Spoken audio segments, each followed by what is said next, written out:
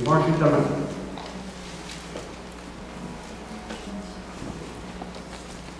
Premier chapitre et verset 4. Marc, premier chapitre. Vous savez, l'évangile de Marc, c'est un évangile qui est plein d'actions. Les événements se déroulent très vite. Marc, lui, il coupe les coins, sur cut the corners, il coupe les coins. Il va un événement après l'autre. Il nous montre là, la puissance dans le ministère de Jésus-Christ, mais aussi jusqu'à quel point que Jésus lui-même était un homme et qu'il se préoccupait des besoins des gens autour de lui. Ok, l'évangile de Marc, premier chapitre, verset 4, nous lisons. Jean parut baptisant dans le désert et prêchant le baptême de repentance pour la rémission des péchés. Tout le pays de Judée et tous les habitants de Jérusalem se rendaient auprès de lui. Et confessant leurs péchés, ils se faisaient baptiser par lui dans le fleuve Jourdain. Jean avait un vêtement de poil de chameau et une ceinture de cuir autour des reins. Il se nourrissait de sauterelles et de miel sauvage. Il prêchait disant, « Il vient après moi celui qui est plus puissant que moi, et je ne suis pas digne de délier en me baissant de la pourpointe de ses souliers.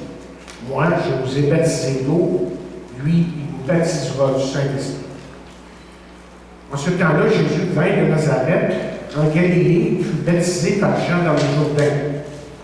Au moment où il sortait de l'eau, il vit les cieux s'ouvrir et l'Esprit descendre sur lui comme une colombe. Une voix fit entendre des cieux ces paroles. « Tu es mon Fils bien-aimé, en toi j'ai mis toute mon affection. » Demandons à Dieu de bénir sa parole. Père, nous sommes devant toi, devant ta parole, qui est la vérité et qui nous donne tout ce dont nous avons besoin pour te connaître. Tu nous fais comprendre des choses qu'on ne pourrait pas connaître et comprendre de nous-mêmes. Ouvre nos cœurs, ouvre notre entendement, que par ton Saint-Esprit tu puisses agir dans nos vies et dispose le cœur de tous et chacun ici pour recevoir de toi. Je le dis dans le nom de Jésus. Amen. Amen. Amen. Vous savez, la vie de Jésus a bouleversé et révolutionné les temps.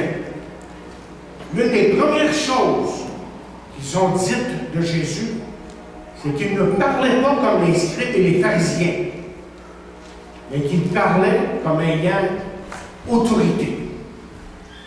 Et on lit dans Matthieu 27e chapitre, verset 29, ces paroles. Il est dit, car il enseignait comme ayant autorité et non comme les scribes. Jésus, chers amis, nous a donné en fin de compte ce que j'appellerais ce matin, et c'est le titre de ce message, un christianisme radical. Le christianisme radical n'est pas pour ceux qui ont le cœur faible. Car vous voyez, être disciple de Jésus-Christ fait appel à un courage et un engagement total. En fait, être disciple de Jésus-Christ veut dire qu'à certains moments, que votre façon de vivre va offenser directement ou indirectement ceux que vous côtoyez. Être disciple de Jésus-Christ, c'est de participer à une révolution qui renverse le royaume des ténèbres. Et c'est quoi le royaume des ténèbres? Mais c'est le mensonge, c'est le vol, c'est bien des choses que vous connaissez qui sont ténébreuses, choses qui détruisent l'homme. Et c'est de participer à cette révolution, comme j'ai dit, qui renverse le royaume des ténèbres, afin d'introduire le royaume de Dieu dans un monde qui est sans Dieu pour la grande majorité. On vit, comment dire, comme si Dieu n'était pas là. Et chers amis, je vous propose aussi que la vie chrétienne, la vie avec Jésus, c'est aussi la vie à son maximum. Parce que vous voyez, Dieu met au défi ses enfants d'adopter un mode de vie radical. Il met au défi ses enfants de vivre un honnête, de répandre, comme j'ai dit il y a quelques semaines, la miséricorde radicale et de rechercher une spiritualité radicale et même d'avoir des ambitions radicales. Vous savez, depuis quelques années, nous avons été témoins de plusieurs organisations qui ont sélectionné l'homme de l'année. Ils ont essayé de sélectionner l'homme de l'année ou la personne du siècle. Et pour l'une de ces organisations, l'inventeur de la presse écrite, Gutenberg, a été choisi la personne du siècle. Et pour une autre, ça a été, vous l'avez peut-être deviné, le scientiste Albert Einstein. Vous savez, il serait intéressant de savoir qui les gens choisiraient comme étant la personne la plus influente de tous les temps, de tous les temps. Sans aucun doute, il y aurait une divergence d'opinion sur le sujet et on ne serait même pas assuré que leur choix, que le choix des gens aujourd'hui serait Jésus-Christ. Mais posons-nous la question ce matin. Qui est la personne la plus grande de tous les temps? Qui est la personne la plus grande de tous les temps?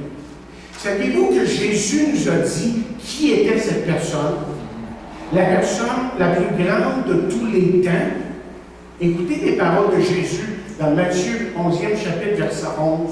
Il dit, je vous dis en vérité, parmi ceux qui sont nés de femmes, il n'en a point paru de plus grand que Jean-Baptiste. Cependant, le plus petit dans le royaume des cieux est plus grand que lui. Jean-Baptiste était un individu extraordinaire. Avant même que Jésus commence son ministère, Jean, lui, était déjà dans le désert en train de prêcher la repentance. Et il a exhorté les gens, évidemment, à se faire baptiser, comme on a vu dans le texte. Et le fait, vous voyez, que Jean baptisait les gens est très intéressant. Parce que, vous voyez, normalement, le baptême était réservé aux païens qui se convertissaient au judaïsme. Et le baptême, si on baptisait quelqu'un, disait que le païen renonçait à son héritage païen. Et que maintenant, il vivrait comme un juif le ferait. Et on disait même que lorsqu'un païen se faisait baptiser, il devenait une nouvelle personne. Ça ressemble un peu au langage qu'on a, nous, lorsqu'on parle du baptême chrétien, de tout ce qui entoure ça. Mais ce que je veux que vous remarquiez ici, c'est que Jean-Baptiste ne prêchait pas aux païens, ici, là, dans Marc 1er chapitre. Mais que Jean était en train d'exhorter les Juifs de se faire baptiser. En fait, ce que Jean leur disait, c'est ce que Paul lui-même va nous emmener plus tard. Qu'être juif n'est pas suffisant pour être sauvé, pour faire partie du peuple de Dieu, si vous voulez. Mais qu'ils devaient se repentir et donner leur vie à Dieu. Et d'après ce qu'on peut, je pense, percevoir à travers le texte des Écritures, parce que d'autres évangiles en parlent, c'est que des milliers de personnes sont venues dans le désert pour l'écouter. Et plusieurs, sinon, on pourrait dire la plupart qui l'écoutaient, ont fait exactement ce que Jean-Baptiste leur avait dit de faire. Il faut dire que dans le vrai sens du mot, là, que dans le sens vrai du mot, que Jean-Baptiste était un radical de bien des façons. Et j'ose croire que ce n'est pas le genre d'homme qu'une mère voudrait que sa fille fréquente. Parce qu'il est dit, écoutez bien, revenez à votre texte. Il est dit au verset 6 du premier chapitre que Jean avait un vêtement de poil, de chameau et une ceinture de cuir autour des reins, et que Jean se nourrissait de sauterelles et de lièvres sauvages. Mais je veux que vous compreniez ici que ce n'est pas parce que Jean-Baptiste vivait dans le désert, qu'il mangeait une drôle de nourriture, qu'il portait des vêtements quelque peu bizarres, que ça faisait de lui un grand homme de Dieu. C'est pas ça, là. OK? Mais en Jean, ce qu'on voit là, ce que nous voyons, c'est ce que Dieu veut que nous soyons. Et aujourd'hui, ce qu'on va faire, c'est que pour quelques instants, on va examiner Jean-Baptiste et voir ce qu'on peut apprendre de lui. OK? Et laissez-moi vous assurer, vous rassurer tout de suite, là, que vous n'aurez pas besoin de manger des sauterelles. OK, tout de suite, en commençant, vous n'aurez pas besoin de manger de sauterelles. Alors, quelle est la première chose qu'on apprend de Jean ici? La première chose qu'on apprend de Jean, c'est ceci. Reconnaissez votre appel d'en haut. Reconnaissez votre appel d'en haut. Des centaines d'années avant que Jean-Baptiste soit né, le prophète Isaïe et Mélachie avaient écrit à son sujet. Je ne sais pas si vous saviez, mais ça faisait maintenant 400 ans que Dieu n'avait pas parlé à son peuple, à partir de Malachie jusqu'à Matthieu. Il y a 400 ans. Il n'y avait pas eu de prophète. Il n'y a personne qui a parlé pour Dieu pour 400 ans. Alors, imaginez ce type-là qui sort du désert, les cheveux tout de travers, probablement, pas beau à voir, qui commence à prêcher la repentance. Ça devait être tout un beau spectacle. Spécialement très différent.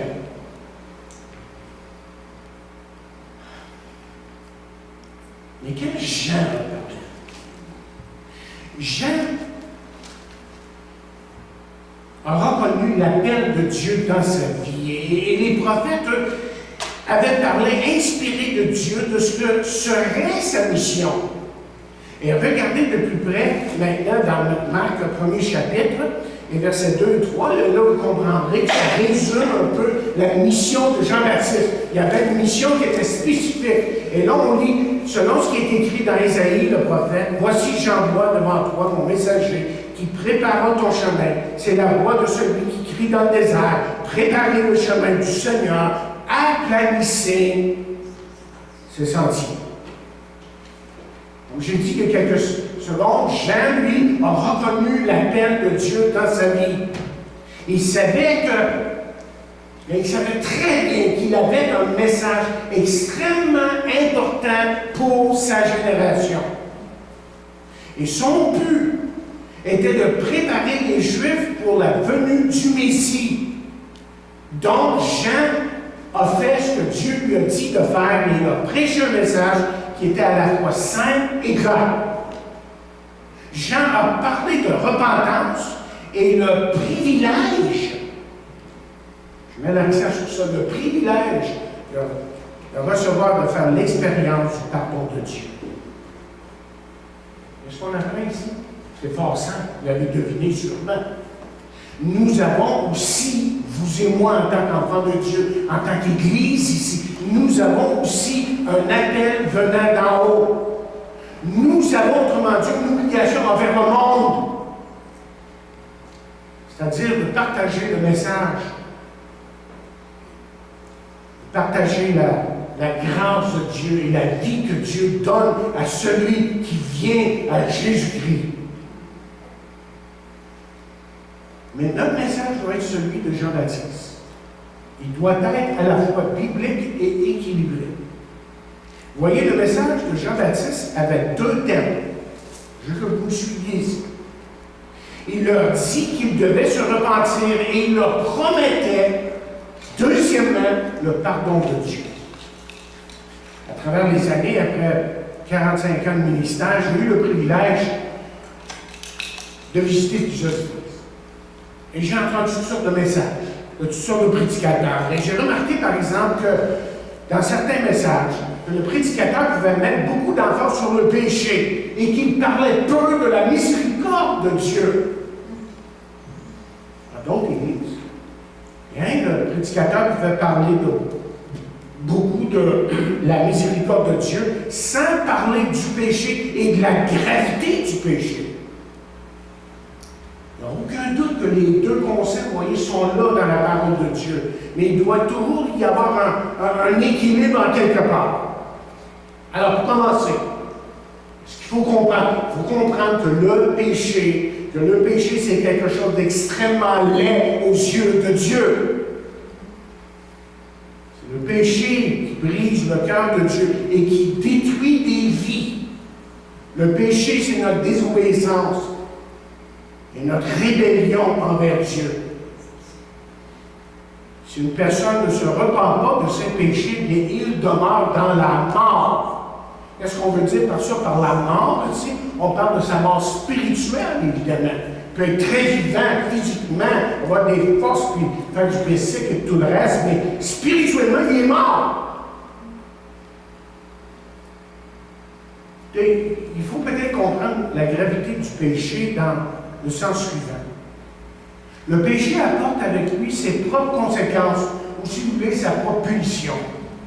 Si une mère, par exemple, dit à son enfant de ne pas toucher le rond du poêle, je pense que c'est une bonne raison pour ça. Vous êtes d'accord? Okay.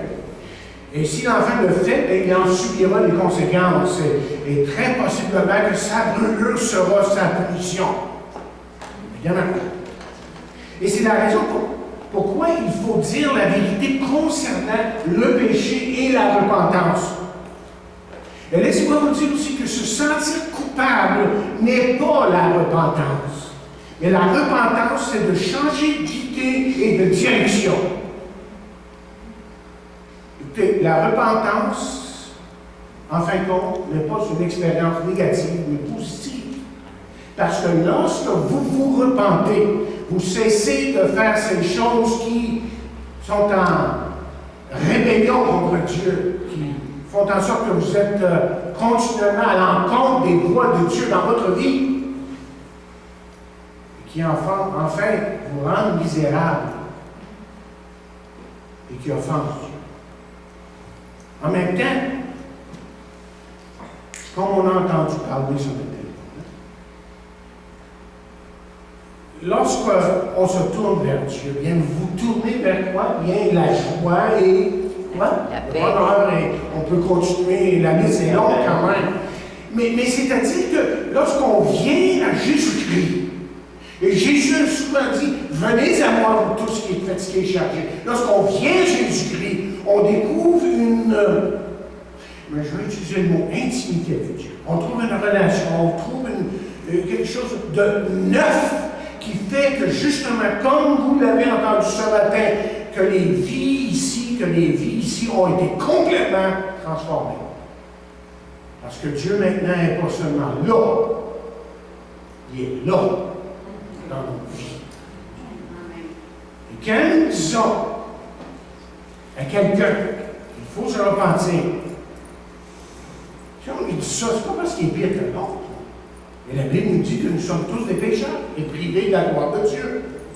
Mais si on lui dit aussi qu'il doit se repentir, c'est parce qu'on sait que vous savez, que nous savons que Dieu est bon et que Dieu est miséricordieux. Et la repentance, chers amis, est un privilège. C'est pas un péché. Mais aussi, faut-il dire la vérité sur le pardon de Dieu. Parce que Dieu offre son pardon à celui qui vient à lui. Et Jean, dans son message, n'a pas seulement parlé du péché, mais Jean a aussi parlé de la beauté du pardon de Dieu. Dieu pardonne. Mais, voici un avertissement qui nous est donné dans la parole de Dieu, dans Proverbe 28, verset 13. Il est dit là, celui qui cache ses transgressions ne prospère point. Et celui qui les avoue et les délaisse obtient quoi? Miséricorde. Miséricorde. Autrement dit, je pense que Sébastien peut témoigner de ça ce matin, n'est-ce pas? Lorsqu'une personne voit sa vie ruinée par le péché, il a besoin de savoir que Dieu est capable de le pardonner. Il a besoin de savoir que Dieu est plein de miséricorde et que ce n'est pas juste des mots, ça. Mais c'est quelque chose qui vient en nous, dont on fait l'expérience et qui nous transforme complètement. À connaître l'amour de Jésus, ça change un homme. Amen. Ça change une femme. Ça. OK? en passant.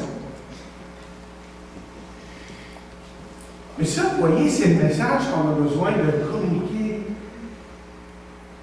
au monde aujourd'hui.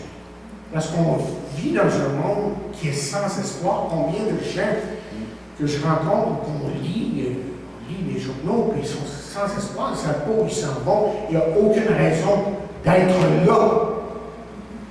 Et pourtant, Dieu ne nous a pas créés pour juste être là. Mais Dieu nous a créés pour avoir une relation avec lui par Jésus. C'est pour ça que Jésus est venu mourir sur la croix. On peut s'allier vers lui librement, mais par Jésus.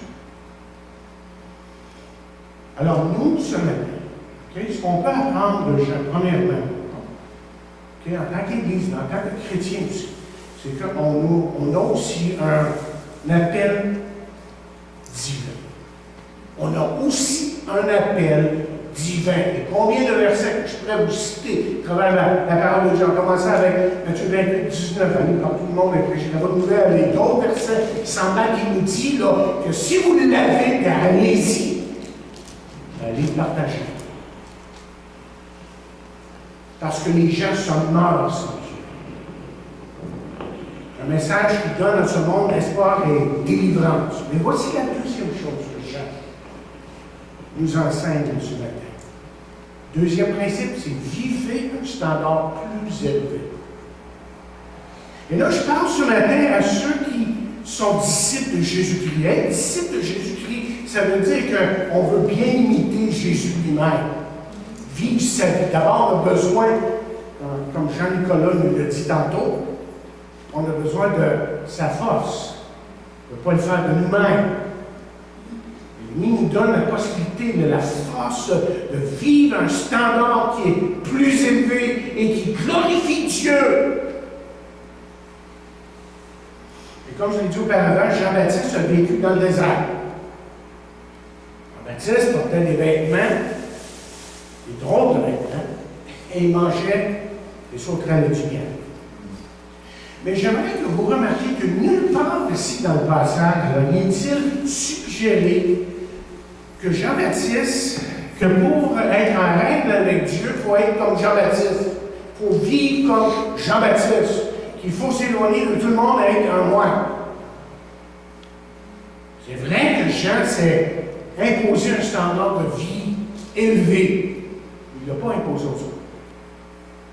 Tout le monde dit, Jean a fait un choix, a fait des choix, même au pluriel, qu'on pourrait dire radicaux en ce qui concerne son propre mode de vie. Et on pourrait dire que c'est quelque chose qui allait au-delà de son appel. Il y avait un appel dans cette vie. Il a emmené le message de repentance et d'amour de Dieu aux Juifs et les ramener à Dieu.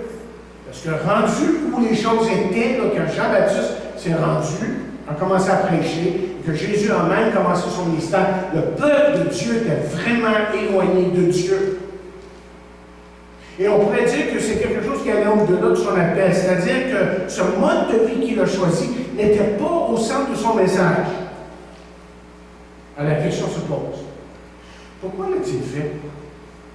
Pourquoi mettre des habits tels qu'il a portés, puis manger du miel et des sauterelles? Pourquoi exiger de lui-même certaines choses qu'il n'imposait pas aux autres? Mais la raison est évidente.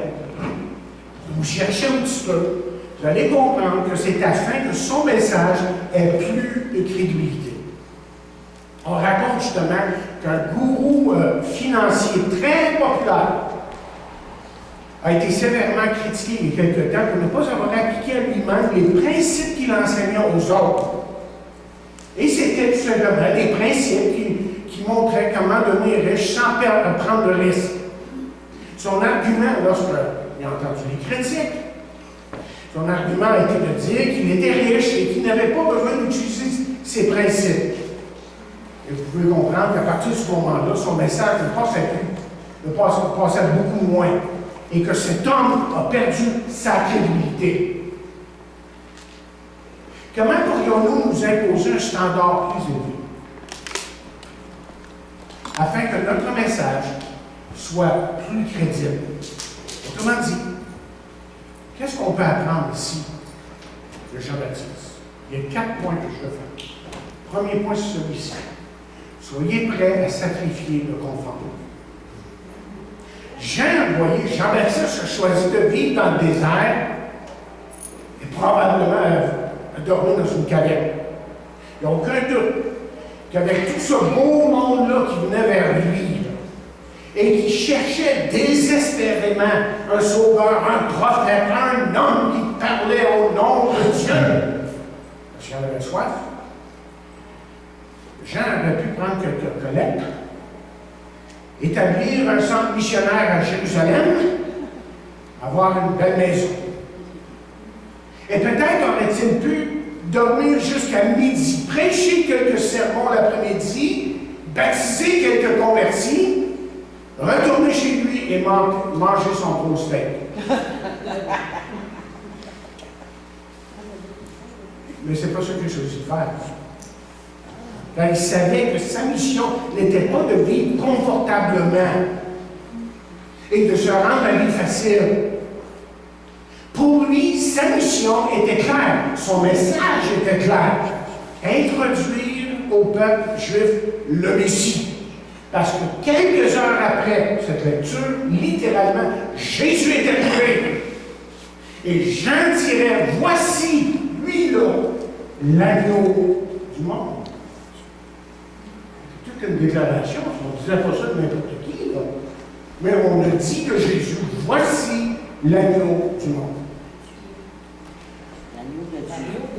Moi, je pense, personnellement, c'est peut-être un point de vue personnel, là, que je pense qu'il a vécu dans le désert, parce que cela l'empêchait d'être distrait des choses de la vie. Il pouvait justement concentrer son attention sur Dieu, et surtout sur le message que Dieu lui a donné. Il devait se concentrer sur son message, et non sur son statut en tant qu'évangéliste. Regardez-moi, je ne souviens, moi. Ça. Non. Il n'a pas intéressé à ça. Donc, lui, il était intéressé qu'accomplir la tâche que Dieu lui avait donnée à accomplir. Et face à cette tâche importante, il devait justement garder sa crédibilité devant les gens. Vous allez comprendre mieux tantôt. Laissez-moi vous donner une illustration. Vous trouvez ça quelque part.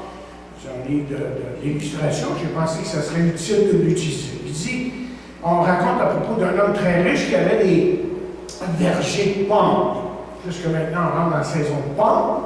On va parler de pommes. OK.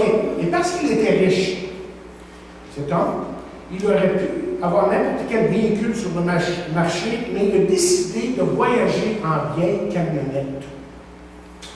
Il s'est dit, mes employés travaillent de longues heures au soleil. S'ils me voient conduire la voiture de l'année avec l'air climatisé de tout, ils ne seront pas inspirés tellement à faire leur travail. C'est ça qu'il a pensé. Ils vont certainement se dire, nous travaillons pour que ce type-là, ce bonhomme-là puisse être riche. Ce n'est pas, comme on dit, son intention de profiter des gens, de ses employés. Donc, il a décidé de sacrifier son confort pour se donner de la crédibilité au leader. Deuxième chose, qu'est-ce que Jean nous apprend ici? Limiter le matérialisme. Ah? Là, vous allez dire, pasteur s'en vient, ça ne voit pas à peu près. C'est un vrai légaliste ce matin. Il faut débarquer de ça tout de suite. Il ne faut pas s'enfarger dans ça. Bon, bien, qu'est-ce qu'on veut dire ici? Bien, écoutez, dans ce temps-là, des fois, pour vraiment comprendre un texte, il faut rentrer dans le contexte et dans la culture de ce temps-là. Et là, on va commencer à comprendre un petit peu ce qui se passait ici. Par exemple, les prêtres, dans le temps de Jean-Baptiste, portaient des vêtements somptueux. Hey, c'était somptueux, mais pas à peu près. Okay? Jean lui portait une tunique faite de poils de chameau. Et vous savez, on vit dans un monde aujourd'hui où bien des choses sont faites tout simplement pour impressionner les gens. On s'habille pour impressionner. On achète des biens pour impressionner, afin de dire aux gens, vous savez, moi je suis arrivé, là, tu sais, regardez ce que j'ai, tu sais, je suis arrivé. Mais vous voyez, Jean-Baptiste, lui, ne se préoccupait pas des apparences, mais de sa vie intérieure, de ce qu'il était en Dieu, dans sa présence de Dieu. Et Jean se préoccupait de sa mission que Dieu lui avait donnée. Maintenant, écoutez, comprenez-moi bien que je ne suis pas en train de vous dire que vous devez renoncer à vos possessions. C'est pas ça que je suis en train de dire. Ce qu'on est en train de dire ici, c'est qu'il faut réévaluer son attitude envers les biens matériels.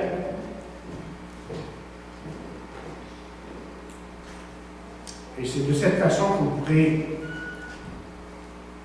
comme Jean-Baptiste, établir pour vous-même un standard plus élevé et donner même à votre message, à ce que vous représentez, peut-être plus de crédibilité. Troisièmement, limitez votre appétit. Bon, ça c'est plus difficile. OK, limitez votre appétit. Il n'y a rien de mal à bien manger. Tout le monde aime bien manger, n'est-ce pas? On le voit dans Facebook avec des recettes de ci, de... Je ne regarde pas souvent, mais il y a quelques-uns ici qui sont au moins en train de donner des recettes. Et là, on se dit, ouais, ça doit être bon ça, mais j'ai-tu le temps de faire ça? Donc, on aime bien manger. Et je suis convaincu que les sauterelles ne seraient pas bienvenues dans votre assiette, en moins. Ah oui, OK, donc je me trompe. Mais vous comprendrez que manger des sauterelles, là, ça ne fera pas de vous une personne plus spirituelle. Jean-Baptiste a choisi ici de manger des sauterelles, c'est qu'il a voulu contrôler son appétit. Son appétit plutôt, chers amis, que de se laisser contrôler par son appétit. Je ne sais pas si vous voyez mon point. Il y a quelque chose de très important ici pour le chrétien. Apprendre. Et on n'en parle pas beaucoup de ça parce qu'on est tellement dans la grâce. Apprendre à se discipliner évoque chez un individu une certaine puissance. Une puissance qui lui donne la possibilité de dire non à certaines choses. Et aussi la possibilité de dire oui à d'autres. Bonne chose. Justement, quelqu'un racontait à un moment donné que son ami buvait 15 Pepsi par jour. Moi, j'ai de la misère d'en boire avant. Mais juste la moitié, je ne peux pas boire ça. Ou des liqueurs en général. Regarde. Mais lui, il buvait 15 Pepsi par jour. Et tout d'un coup, son ami, dit-il, il a décidé que ce geste pour lui signifiait ou était un signe de faiblesse. Donc, il a décidé d'abandonner ça. Il faut le faire, hein? Et après un certain temps, il abandonna l'habitude complètement, c'est-à-dire qu'il a cessé de boire du Pepsi. Rien de mal à boire du Pepsi. Peut-être un nutritionniste va dire le contraire, mais OK, on peut boire du Pepsi. OK? Ben, on en vend même pas. C'est à vous de décider. OK? Il n'y a rien de mal à boire du Pepsi. Mais cet ami a découvert qu'il avait une puissance derrière son geste, c'est-à-dire la puissance de dire non à certaines habitudes de la vie.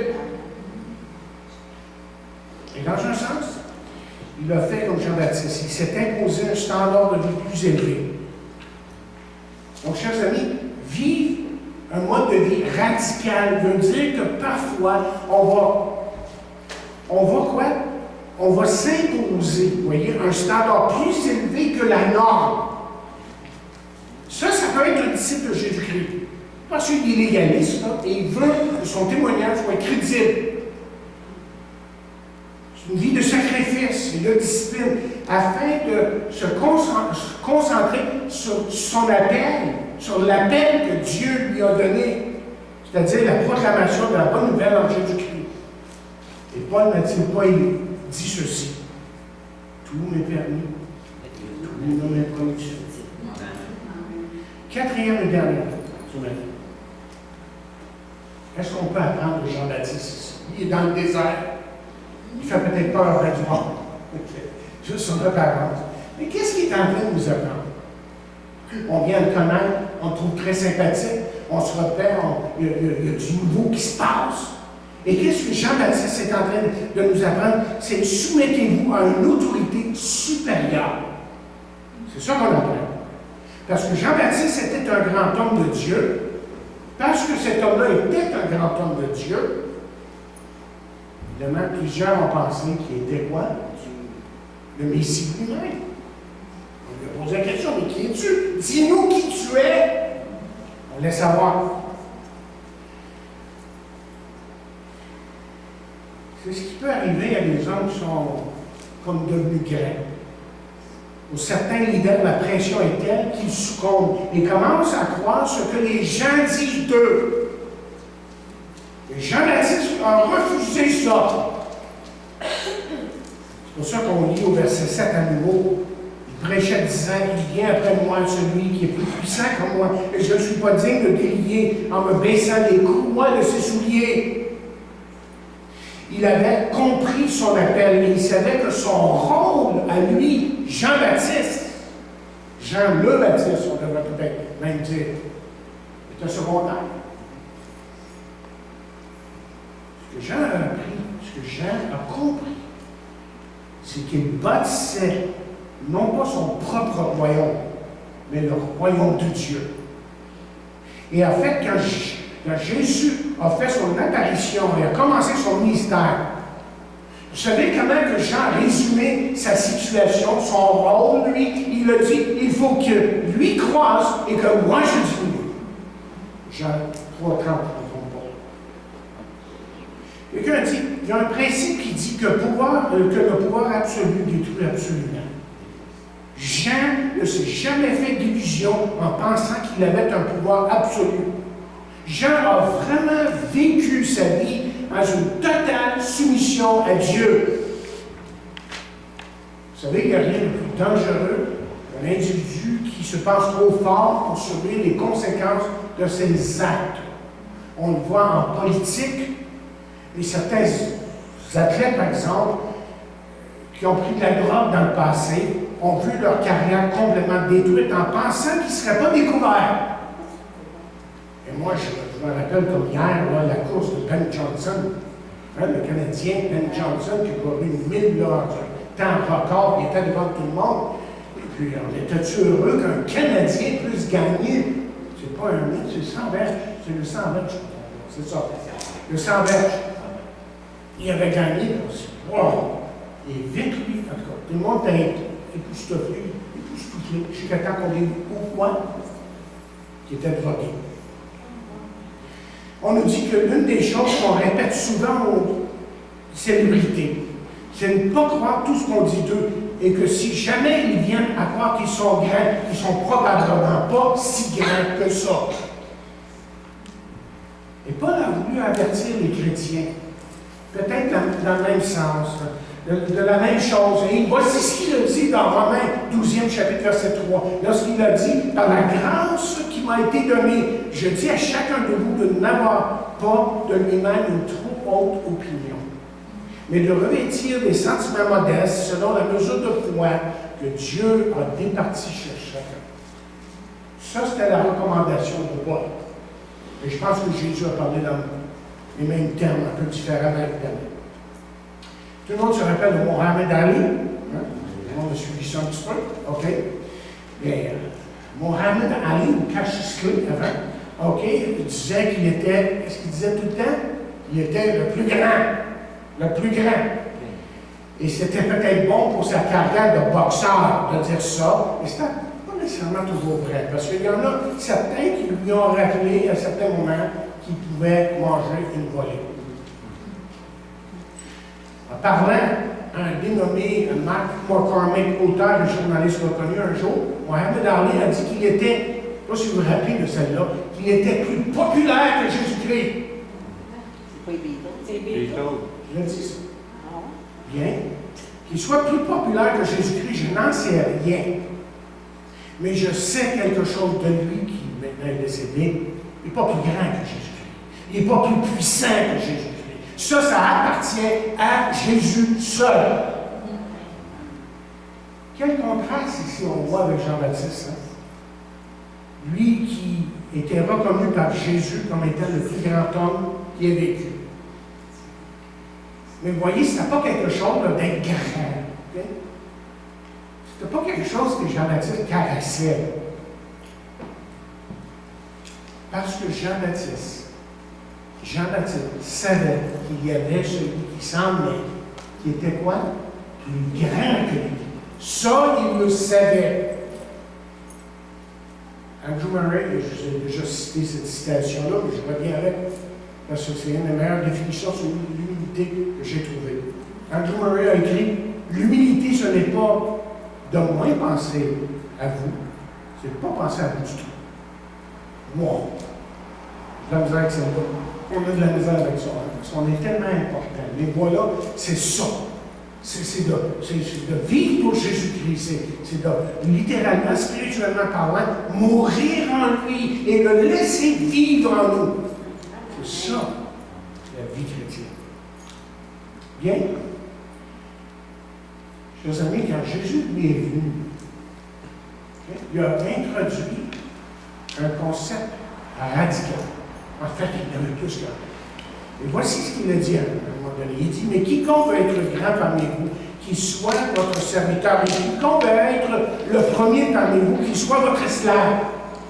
Autrement dit, le christianisme est une foi radicale qui nous appelle à un mode de vie radical. Il nous appelle à être des serviteurs.